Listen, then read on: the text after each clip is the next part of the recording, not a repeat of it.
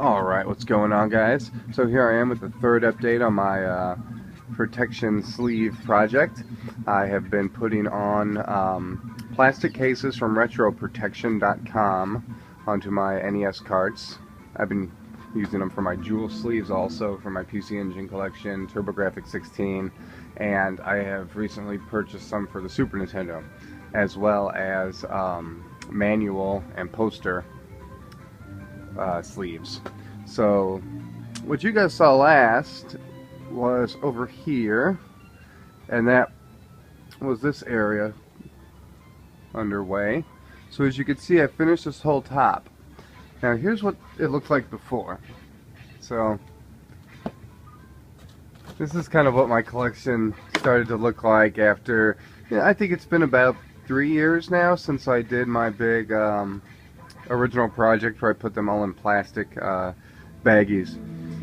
So as you can see, a lot of baggies came off, and even late last year, early this year, I had started buying up sleeves, as you can see down there, and taking them out of the baggies and putting them into sleeves. My original goal was to have a sleeve for all the games and then put them in a cabinet.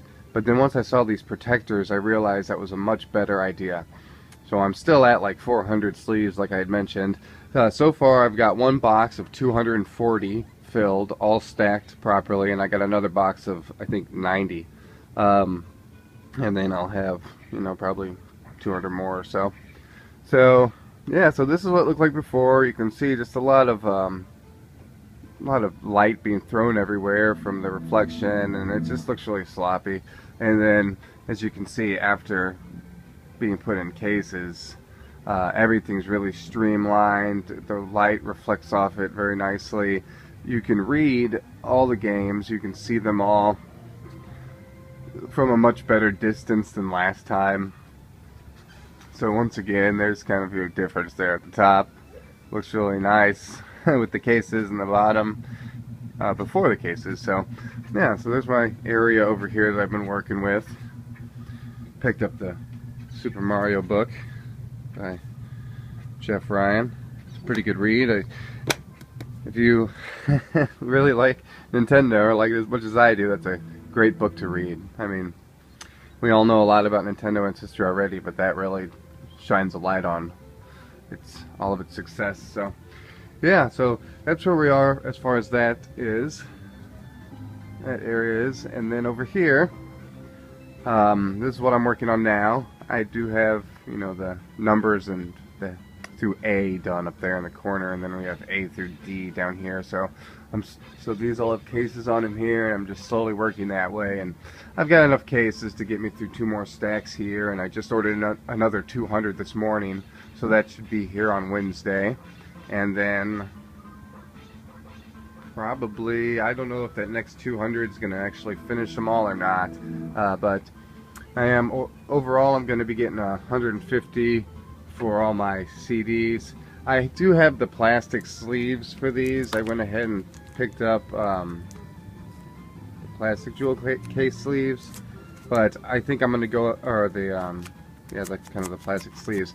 I think I'm going to get the plastic cases for these, just so if you drop them, you don't risk shattering anything, you don't risk cracking, like the white plastic there, parts that can't really be replaced. I mean, you can replace the front of the jewel case, obviously, but some of that stuff can't be. So with the plastic cases, some of these games that are pretty valuable and hard to find, they'll have a little more protection.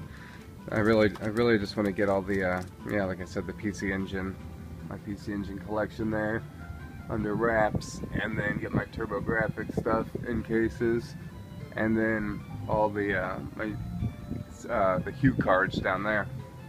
So, okay, and then over here I have been, this is kind of just a game area I've been playing the games at. I don't really play the Nintendo anywhere else. I just kind of like to play it on this TV. So as far as the pickups go here, I did get a copy of Dracula here. Got that for 20 bucks, I believe, and that was CIB with all the parts and everything.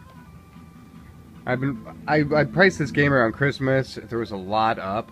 There's still a fairly decent amount of the copies of this up.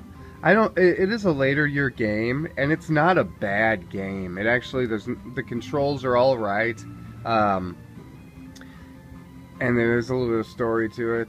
But all in all, I think there's just a lot of copies of this produced. I mean, it was a Sony game, so I'm sure the production numbers are pretty high.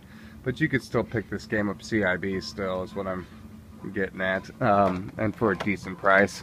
The next game I got was Dragon Strike, Advanced Dungeons and Dragons, so that completes the 3 ADD games I needed. There was a point around Christmas where there was only one copy of this up, and it was going for a ridiculous amount of money. I'm talking like a ludicrous amount, like 180 bucks. But then more started to surface, and you know, its real price started to shine, which is in the teens. There are a lot of copies of this game out there. I mean, it's an alright game. But, you know, it's not that rare by any means. I really don't know what to say about this game. I mean, I don't know if there's low production numbers or what, but I personally have never seen this game in my life. I've never come across a copy of it. I've never seen this game for rent when I was a kid. So, to me, it feels like a rare game, but why it's not that valuable, I don't know. There is a game called Dragon Wars out there, and I don't know how expensive that is. There might be a PAL version. I know there's a Famicom one, but I think a lot of people get those two games mixed up. Alright, got a copy of Paradicus Conflict here. The Paradic Conflict. Paradicus. Maybe a strategy game, might be a shoot 'em up, I don't know. Never played it. I will, you know, be checking it out soon. I believe it's a strategy type of game like Overlord. So we'll see. I don't know how much time I'll be playing, but you know, one thing you've noticed is I am picking up games CIB or with the manual if I can, when I get good deals on them, and that's just what I'm doing with the last 30 games I need or so now. And then I'll be working backwards and picking up all the boxes and manuals that I need.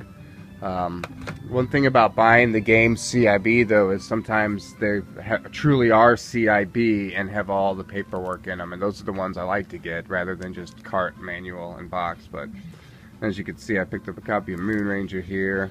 Now I picked up this Moon Ranger from Lukey Games. It was only $75, and I've had a darn hard time getting it to work. So I rarely am not able to get a game to work, but if for some reason I can't get this game to work, I will be contacting them. The game normally goes for 100 plus, so being at 75 tells me either they knew it was kind of bad or something. But sometimes Lukey Game and Sosa Fan Games, sometimes their games come really poor quality, and they always use stock photos. So you never really see what you're actually getting. Well, it's not always the case, but most of the time. So, yeah, I'm not too happy about that, but I am glad to have those two together. And now if I can just get the box for that, that'll be like a, you know, like a $250 investment there. So, yeah, that's it for the pickups for now. And then, other than that, I should be getting those new cases this week, and I'm hoping to have all these NES games in their sleeves, you know, in the next 2 weeks or so. And then I can just relax and chill and play some games over the 4th of July break. So, alright guys, I'll catch you later. Peace.